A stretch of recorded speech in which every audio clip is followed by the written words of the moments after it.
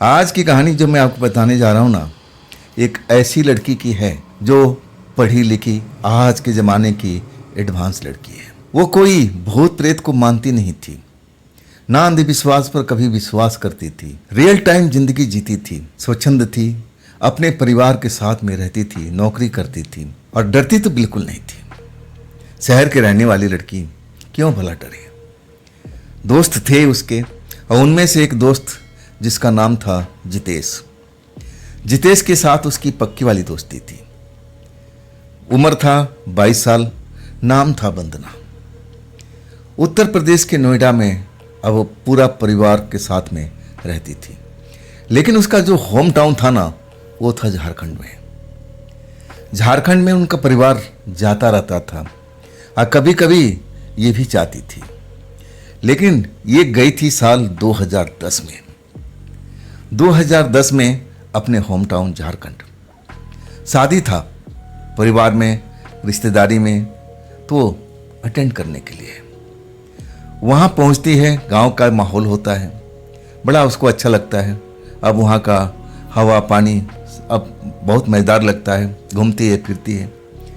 लेकिन जब शादी बगल में हो रही है रिश्तेदार में, और तब वो रात को उस शादी में अटेंड करने के लिए जाती है। वो क्या, पूरा परिवार ही जाता है। बारात लेट आता है, बारात रात को 10 बजे के बाद ही अब आता है वहाँ पर। अब वो बारात में अब देखना चाहती है, अब वहाँ पर डांस हो रहा है, डांस को मज़ा लेना चाहती है। शहर के रहने वाली अब ऐसी वैसी तो लड़की थी नहीं जो शर्मा जाए, वो तो खुल का तमाशा देखने वाले में से थी। अब उस बारात में नाच प्रोग्राम सब कुछ हो रहा है और उसका एंजॉय वो भी कर रही है, उनके परिवार के लोग भी कर रहे हैं। अब इसके लिए कोई नया नहीं था, लेकिन बहुत ही आनंद आ रहा था। रात का करीब 10:30 बज चुका था। अब जो डांस का प्रोग्राम हो रहा था अब वो ख़त्म हो चुका था। तब उनकी माँ कहती कि चल बेटा, चल आराम कर ले, खाना पीना खा ले और आराम कर ले। लेकिन अभी वंदना का दिल नहीं भरता है। थोड़ी देर के बाद में डांस फिर शुरू हो जाता है। घर में तो आ जाती है, लेकिन उसका दिल मचलता रहता है देखने के लिए। जब बाहर मां नहीं जाने देती है कि नहीं बेटा अब रात ज़्यादा हो गया है, और अपने घर की शादी भी नहीं थी, पड़ोस का मामला था। अब वहाँ पर लोग क्या कहेंगे कि देखो लड़की शहर से आई है, जवान लड़की है, और आकर के अब बारात में डांस देख रही है। लोग अब ना जाने कैसे कैसे सोचेंगे। माँ समझदार थी तो मना कर दिया। लेकिन वंदना जो थी ना, अब उसको बड़ा आनंद आ रहा था। जब वो फिर धुन म्यूजिक बजने लगा ना, तो अपने आप को रोक नहीं पाई। लेकिन बाहर बिल्कुल नहीं गई। माँ ने मना कर दिया था तो वो अपने छत पर चढ़ जाती है, दूसरी मंजिल पर। अब वहाँ से जो शमियाना था बिल्कुल पास में दिखाई दे रहा था। अब वो छत के ऊपर से शमियाना में जो नाच का प्रोग्राम हो रहा है वो उसका आनंद ले रही है। आसमान में चांद निकला हुआ है और वो नाच में इतना खो जाती है कि वो भूल जाती है कि मुझे अब नीचे भी जाना है, सोना भी है, और बिल्कुल आनंद लेती रहती है। जब उसको एहसास होता है कि उसके पीछे में कोई है, तो उसको लगा कि माँ आ गई होगी, माँ होगी। और वो बोलती है बिना देखे हुए, माँ बस थोड़ी देर और, थोड़ी देर और, बड़ा इंटरेस्ट आ रहा, मज़ा आ रहा है, आनंद आ रहा है, बस थोड़ी देर में बाद में आती हूँ।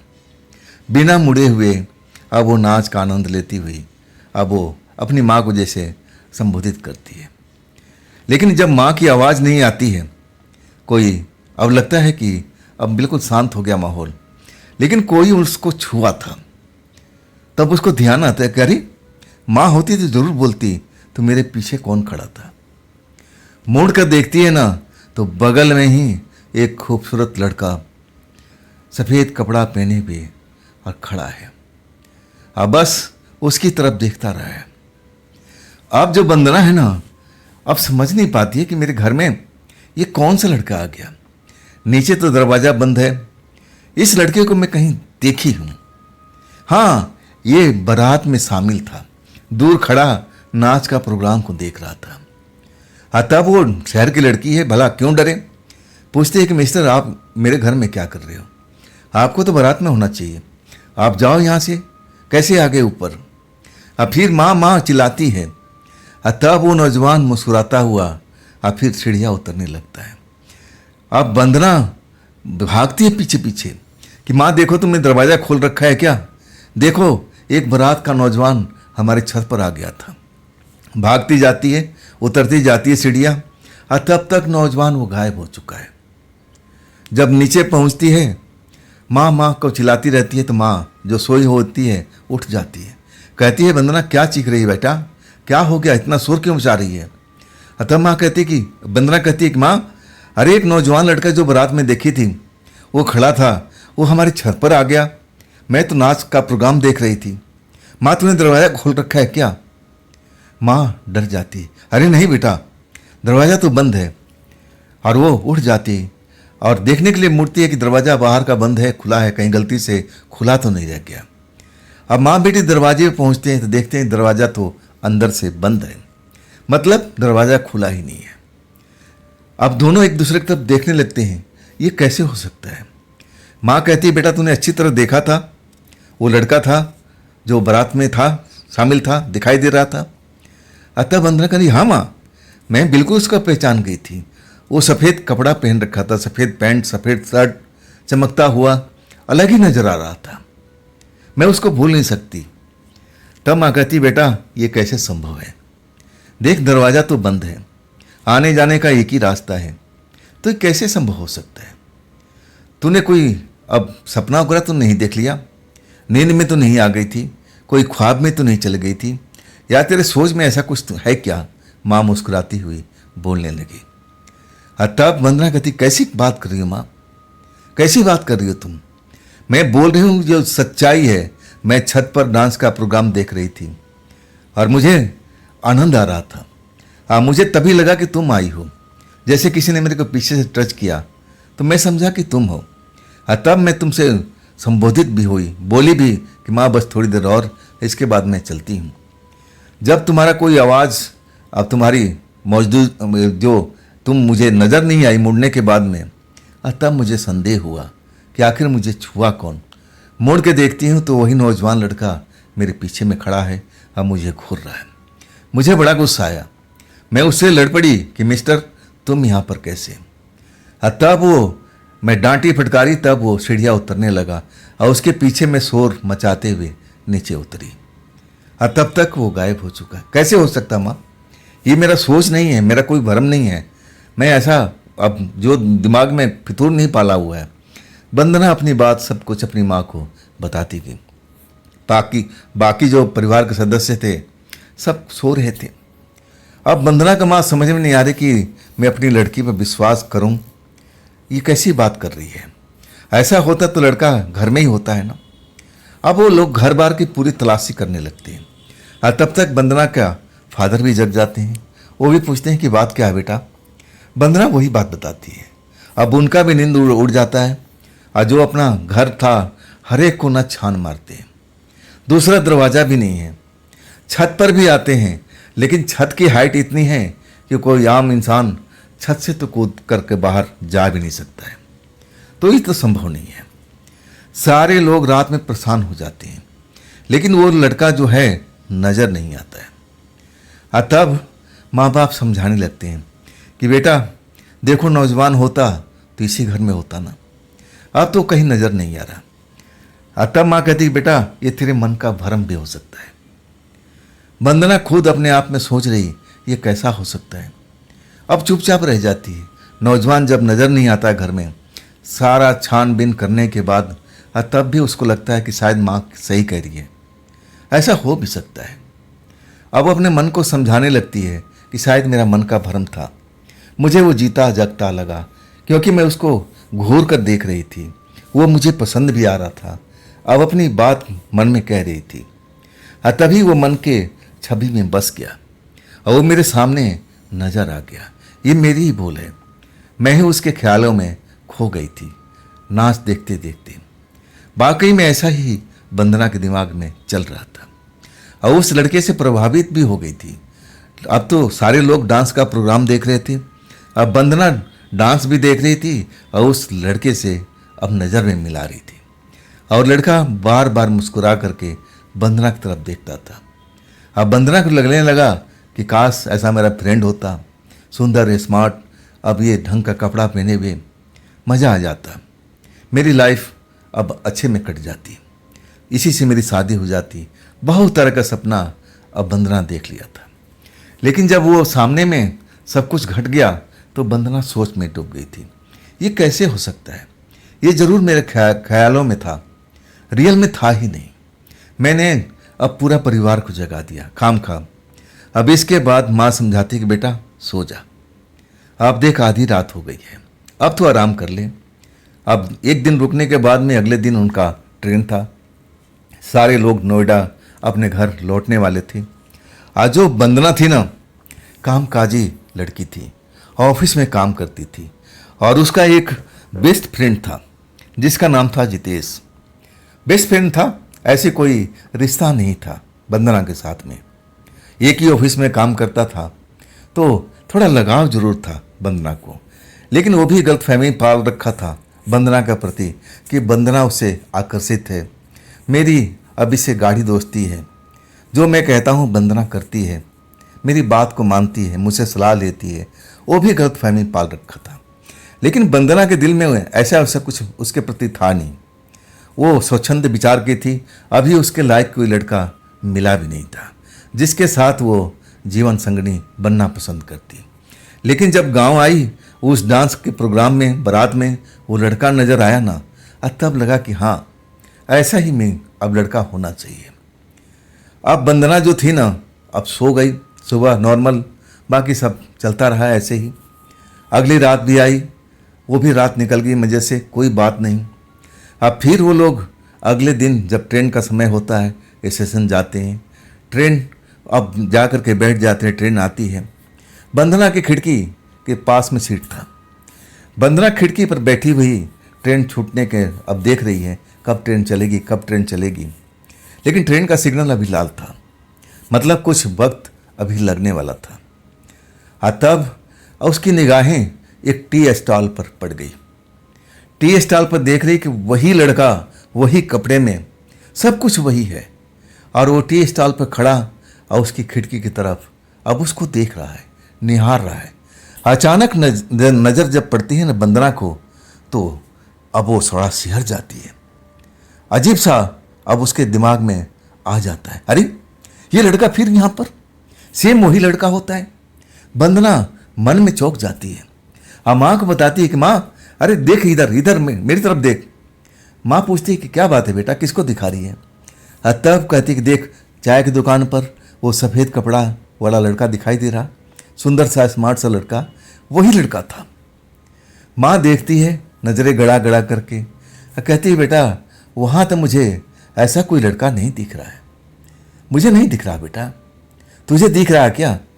तब वंदना थोड़ा माँ पर नाराज होती है, कहती है माँ सामने तो खड़ा है, वो देख ले चाय की दुकान पर, अब वो काउंटर पर कोहनी रखे हुए, देख मेरी तरफ तो देख रहा है। अब जो उनकी माँ है वंदना का, अब वो फिर दोबारा कोशिश करती है देखने की, अब लेकिन उनको दिखाई नहीं पड़ता है। तब वंदना से कहती नहीं बेटी, मुझे नज़र नहीं आ रहा। तब तक ट्रेन चल देती है और फिर वंदना कहती है माँ तू अपनी आंखों को चेक करवा, चल शहर में, अब तेरे लिए चश्मे का इंतजाम कराता हूँ, तुझे अब पास कभी नहीं दिखाई दे रहा है। तब माँ उनकी हंसने लगती है, कहती नहीं बेटा ऐसी बात नहीं है, मानती हूँ कि मैं बुजुर्ग हो रही हूँ धीरे धीरे, लेकिन मेरी आंखों को रोशनी इतनी अभी कम दिखाई नहीं, मतलब इतनी कमज़ोर नहीं हुई है। अब ट्रेन चल चुकी है। अब वंदना उसी लड़के के ख्यालों में खो जाती है। ये लड़का स्टेशन पर कर क्या रहा था? क्या किसी को छोड़ने आया था? अगर छोड़ने आया था तो चला भी जाता, लेकिन वो चाय की दुकान पर खड़ा होकर के अब मेरी तरफ क्यों घूर रहा था? अब वंदना के मन में तरह तरह का विचार आने लगे। अब फिर वंदना का ट्रेन चल पड़ी थी। कुछ ही देर में अब वंदना का नींद आ चुका था। अचानक वंदना नींद में आ जाती है। फिर नींद में वो स्वप्न में देखती है, ड्रीम में आ जाता है चलती हुई ट्रेन में। वो देखती है कि वही लड़का उनके पास आकर के अब खड़ा हो गया और वंदना से कहता है कि क्या मुझे अपने बगल में बैठने दोगी? वंदना उस लड़का को देख करके सहम सी जाती है। कहती है अरे ये लड़का कुछ देर पहले मुझे काउंटर पर दिखाई दिया टी स्टॉल पर। अब फिर ट्रेन चल पड़ी थी, तब तक वहीं खड़ा था। अब फिर ये चलती ट्रेन में कैसे आ गया? लेकिन वो सपने में थी, नींद में थी, ख्वाब देख रही थी, तो कुछ बोल ही नहीं पाई। देख करके सहम गई थी। आखिर ये है क्या भला भाई? ये सुंदर सा स्मार्ट सा लड़का अब तीसरी बार उनको दिखाई दे रहा है, तीसरी चौथी बार। सहम जाती है। आप फिर अपनी माँ को, जो बगल में बैठी होती है, और अपनी माँ को आवाज़ देती है, माँ माँ देख ये लड़का यहाँ पर आ गया है, देख माँ ये लड़का यहाँ पर आ गया है। बड़बड़ाती है। और तब उनकी माँ अब उसको होश में, नींद से उठाने की कोशिश करती है। क्या हुआ बेटा, तुम नींद में कुछ बड़बड़ा रही हो? अरे ट्रेन चल रही है, क्या बोल रही है बेटा, मुझे कुछ समझ में नहीं आ रहा है। अब आँख खुल जाती है वंदना की। वंदना की आँख खुलती है ना, तो सामने आमने देखने लगती है कि आखिर वो लड़का कहाँ गया। लड़का गायब हो जाता है, नज़र नहीं आता है। माँ पूछती है, बेटा क्या हो गया, तू तो नींद में थी, क्या कोई सपना देख लिया? तब वंदना कुछ नहीं बोलती है, अपने आसपास देखने की कोशिश करती है, लेकिन समझ में नहीं आता है कि बार बार वो लड़का अब उनके सामने में क्यों आ रहा है। कुछ भी समझ नहीं पाती है। माँ बार बार बोलती है, बेटा कोई सपना देखा, बुरा सपना? तब वंदना मुस्कुरा देती है, कहती नहीं माँ, ऐसा कोई सपना नहीं देखा है। अब माँ से कुछ बताती भी नहीं है। माँ शायद उसकी बात पर यकीन ना करे, इसीलिए बात को बतंगड़ बनाना नहीं चाहती है। अब इसके बाद ट्रेन चलती रहती है। अब फिर वो सो जाती है, और तब कुछ उसके साथ में ऐसा नहीं होता है। ट्रेन पहुंच जाती है गंतव्य पर अपना। ट्रेन से उतर के लोग अपने अपने घर जाते हैं। वंदना भी अपने घर पहुंच जाती है। एक दिन अब उसको आराम करना था। अब फिर अगले दिन अपनी स्कूटी निकालनी थी। अब फिर अपने ऑफिस की तरफ चल पड़ना था। अब तो काम का बोझ उसका इंतजार कर रहा था। रात को खाना पीना खाने के बाद में सारा परिवार अब नींद का मजे ले रहा था। अब वंदना अपने कमरे में दरवाज़ा बंद करके, अब वो भी टीवी देखते देखते कब उसको नींद आ गई। टीवी चल रहा है और वो नींद का मजा ले रही है। अक्सर उसके साथ में ऐसा ही होता था। जब माँ उनकी उठती थी, टीवी की आवाज़ सुनाई पड़ती थी, तब वो दरवाज़ा खटखटाती थी। अरे वंदना बेटा, अब टीवी तो बंद कर ले, देख आधी रात से ऊपर का समय हो गया। तब वंदना का नींद खुलता था। फिर वो टीवी को ऑफ करके अब फिर सो जाती थी। उस रात भी ऐसा ही हुआ था। कब वंदना को नींद लगा अब उसको पता ही नहीं चला। अब जैसे सपने की दुनिया में हो, जैसे लग रहा है कि वो उसी गांव में हो, अपने होम टाउन में हो। अब वही सब, अब वो सीन दिखाई पड़ रहा है कि बगल में बारात आई हुई है। अब बारात में वो डांस का प्रोग्राम देख रही है, बड़ा आनंद आ रहा है। और वो लड़का ठीक उसी सामने, उसी जगह पर उनको, वंदना को दिखाई देता है।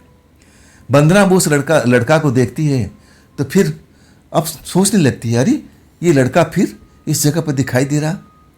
अब वो थोड़ा सहम जाती है। लड़का वो अब उनकी तरफ बढ़ता है, वंदना की तरफ। अब वंदना पीछे हटने लगती है। वहाँ पर डांस का प्रोग्राम चल रहा है, बहुत सारे लोग डांस कर रहे हैं। अब बारात है तो भीड़ भड़ाका है, लेकिन उस भीड़ में भी लड़का डरता नहीं है, वंदना का बिल्कुल पास आ जाता है।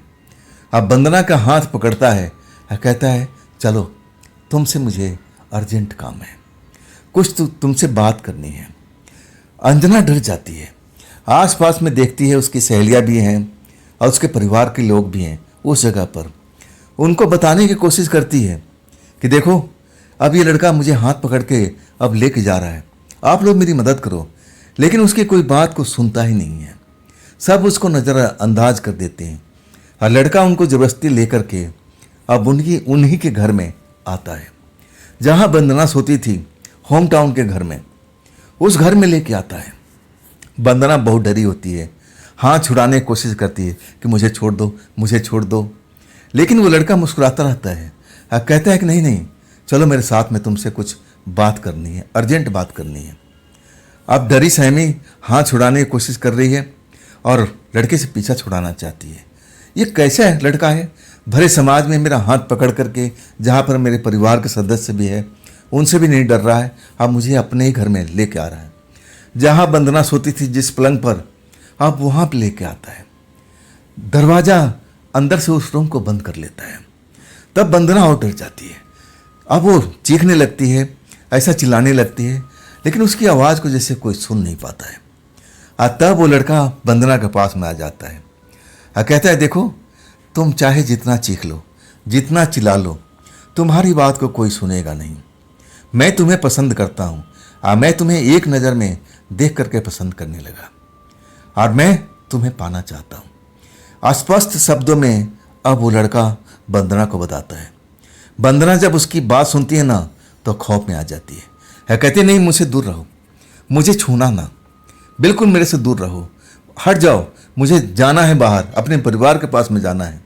लेकिन लड़का उसकी एक भी नहीं सुनता है।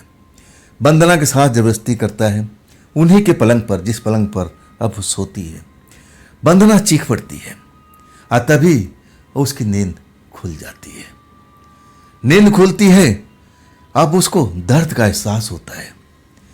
वो देखती है कि हुआ क्या है, देख रही है कि घर में, अपने घर में है, नोएडा के घर में है, शहर वाले घर में है, टीवी चल रहा है और वो देख रही है कि कमरे में अब उजाला टीवी से हुआ पड़ा है।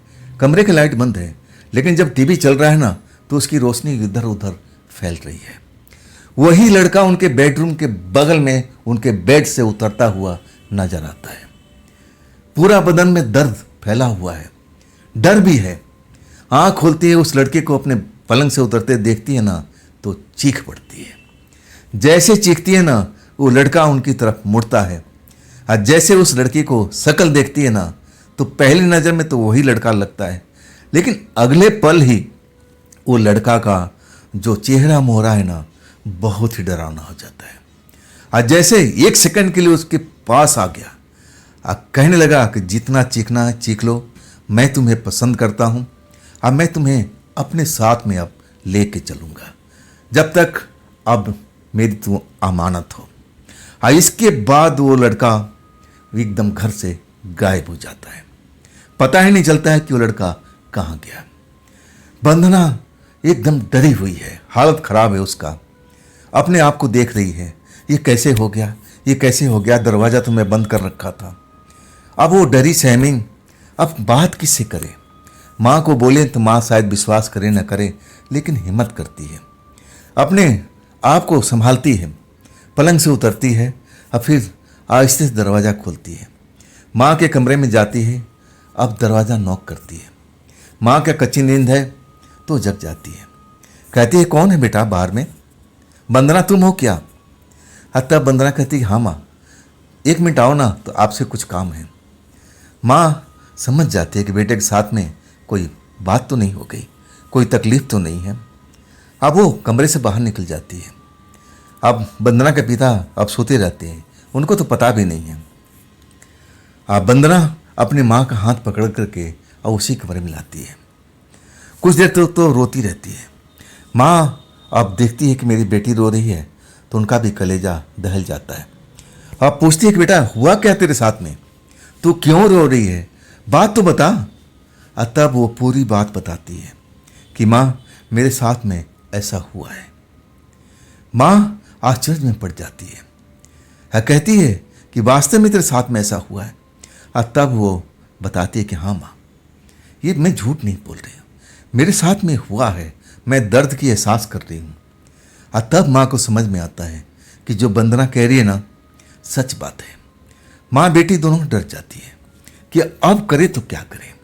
रात है लेकिन अब उनकी माँ रुकती नहीं है। कहती है, बेटा तू 2 मिनट रुक, तेरे पापा को जगाती हूँ। तब वंदना कहती कि पापा इसमें क्या कर लेंगे। अब माँ आप देखो ना, समझो ना, आखिर वो लड़का कौन हो सकता है। उसका मैं भयानक रूप भी देखा हूँ। पहली नज़र में तो मुझे उससे प्यार सा हो गया था।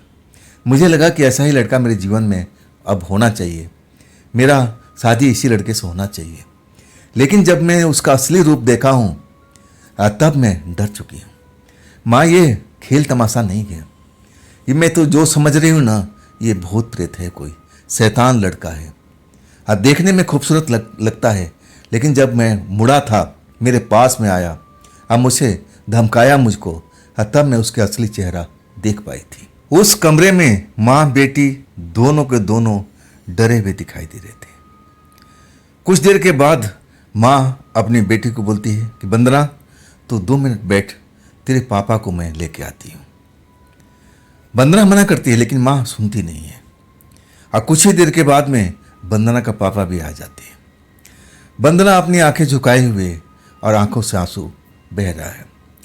उनके पापा आते हैं और वंदना के सर पर हाथ फेरते हैं कि बेटा तू घबरा मत, जो होगा मैं देख लूँगा, सब कुछ संभालूंगा, तू चिंता मत कर। तेरी माँ ने सब कुछ बता दिया है। ये जरूर कोई भूत प्रेत है, कोई अब ऐसी ही शक्ति है बेटा। वो जिंदा इंसान तो हो ही नहीं सकता है जैसा तुमने बताया है। अब इसके बाद वो कोई विशेष बात नहीं करते हैं। वंदना को समझाते हैं और वंदना से कहते हैं कि तुम आप शांत रहो, सुबह होने दो, इसके बाद मैं सब कुछ देखता हूँ। डरने की आवश्यकता नहीं, जो हो गया अब उसको हम भूलने की कोशिश करते हैं। अब आगे से ऐसा कुछ भी नहीं होगा। पिता थे और अपनी बच्ची को संभालते हैं, अपनी पत्नी को भी संभालते हैं कि तुम लोग अब रोना धोना बंद करो। और देखो ये बात को अब फैलाना भी मत। ये बात है ना, अपने घर तक सीमित रहना चाहिए। हम तीनों के अंदर ही बात होना चाहिए और परिवार में जितने सदस्य हैं अब किसी को बात ये मालूम बिल्कुल नहीं होना चाहिए। घर का इज्जत का मामला है। पिता जो थे सब कुछ समझाते हैं और वंदना भी समझ जाती है कि पापा बिल्कुल सही करें। अब उनकी पत्नी भी समझ जाती है कि हाँ ऐसा ही हमें करना है। सुबह होता है। अब इसके बाद वंदना का पापा अब निकल जाते हैं, ना जाने कहाँ जाते हैं। जब दोपहर होता है तो अब उनके साथ में अब एक महात्मा जी आते हैं।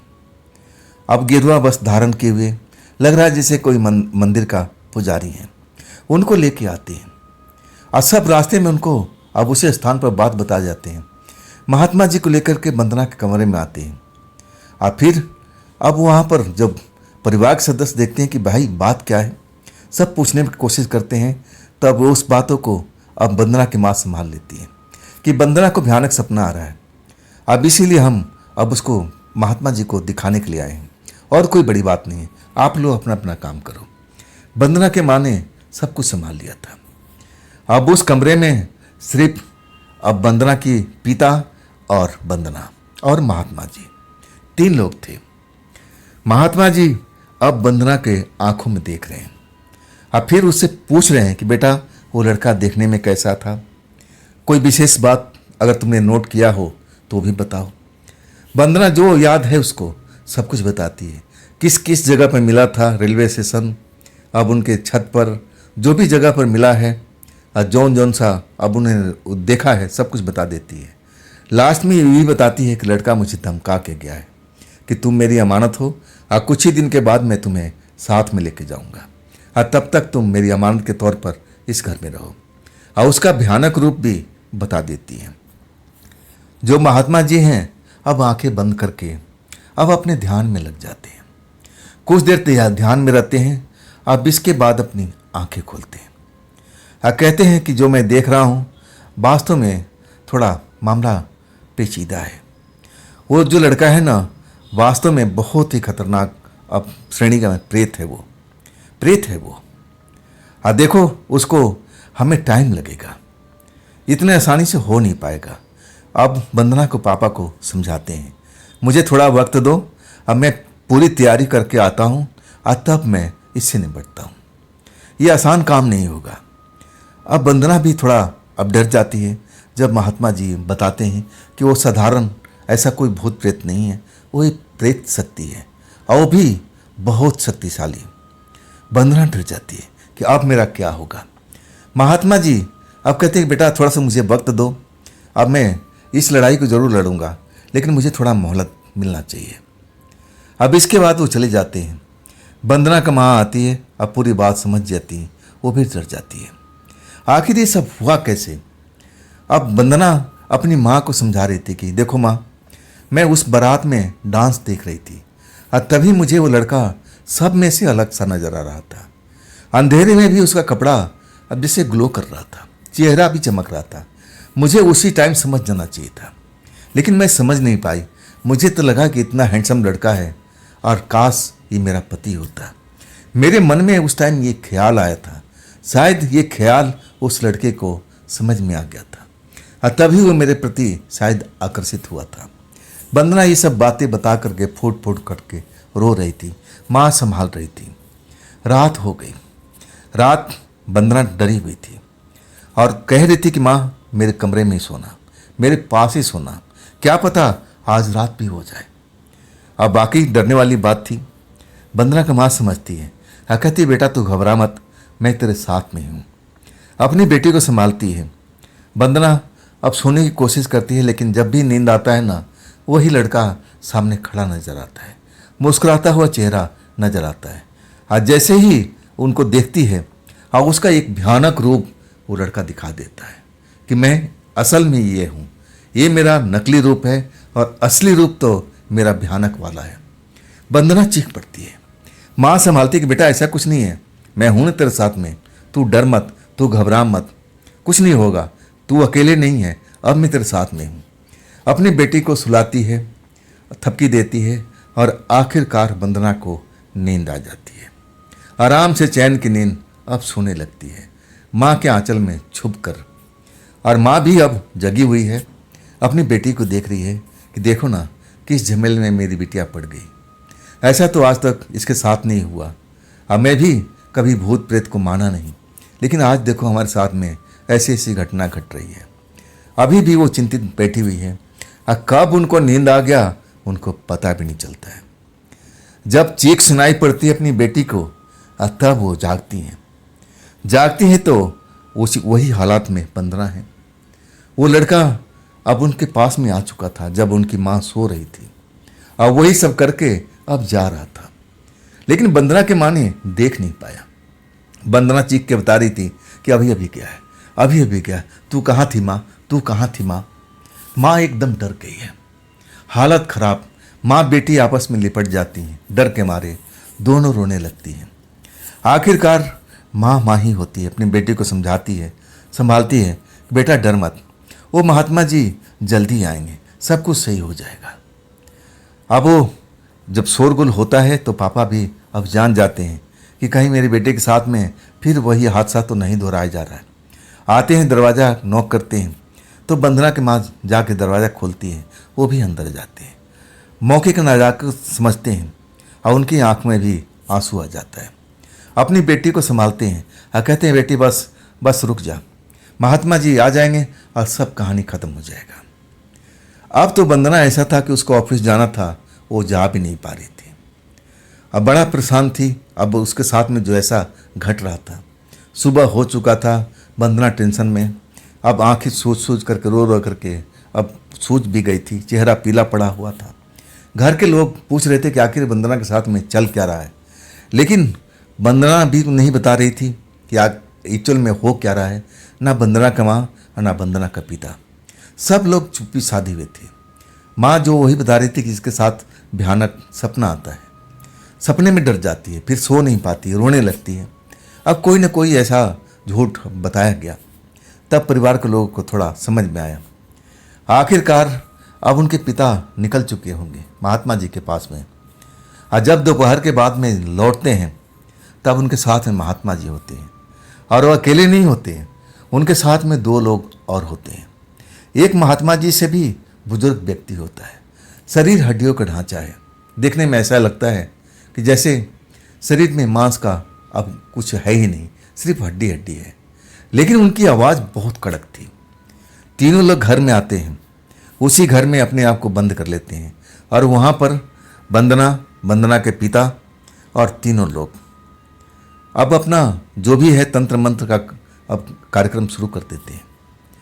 और ऐसा वक्त आता है कि वंदना अब देखती है कि वही लड़का बिल्कुल सामने आ गया है और चीख के कहता है वंदना से कि देखो मैं तुम्हें छोड़ूंगा नहीं, चाहे तुम कुछ भी बुला लो, कितना भी तांत्रिक को बुला लो, ओझा को बुला लो, ज्ञानी को बुला लो, मेरा कुछ भी कोई नहीं बिगाड़ पाएगा।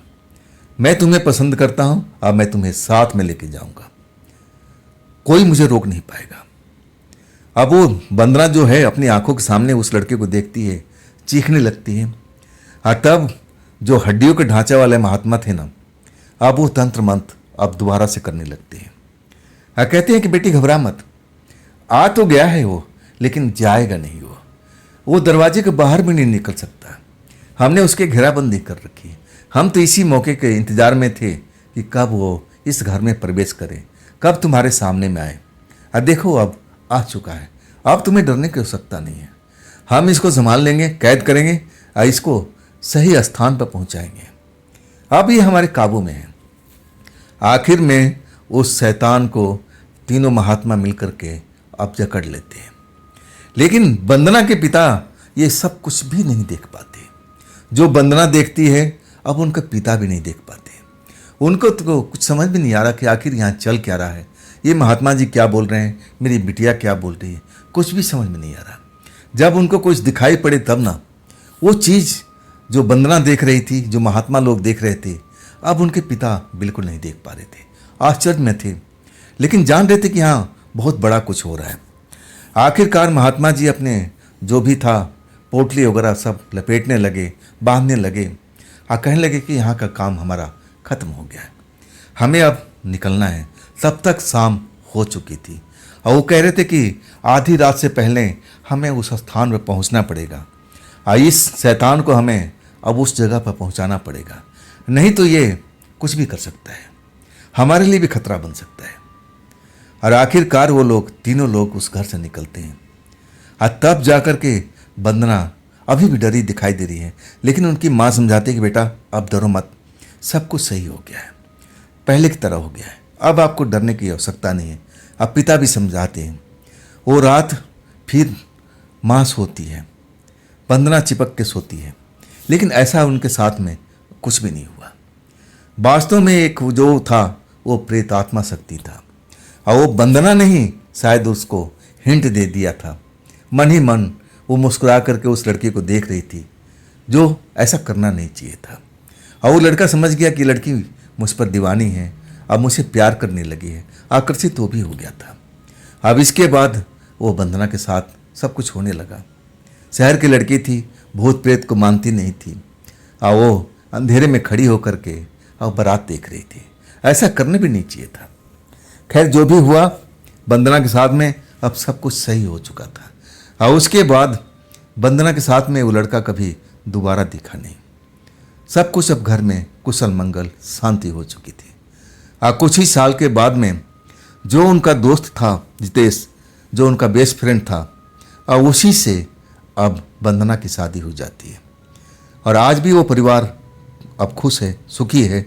अब एक छोटी सी बिटिया भी है वंदना की, बिल्कुल वंदना की टू कॉपी। तो दोस्तों ये है आज की कहानी वंदना की। ये कहानी आपको कैसी लगी कमेंट में ज़रूर बताइएगा। और दोस्तों ये भी चैनल आप ही का है तो इसको भी अपना प्यार दीजिए, लाइक कीजिए, सब्सक्राइब कीजिए, शेयर कीजिए अपने दोस्तों को। आप फिर आपके पास भी ऐसी कोई घटना है तो आप मुझे शेयर कर सकते हैं मेरे व्हाट्सएप नंबर पर, मेरे इंस्टाग्राम पर, मेरे मेल आईडी पर। और फिर हम मिलते हैं कल की रात इसी टाइम, इसी समय पर, इसी चैनल पर। जय हिंद, जय भारत।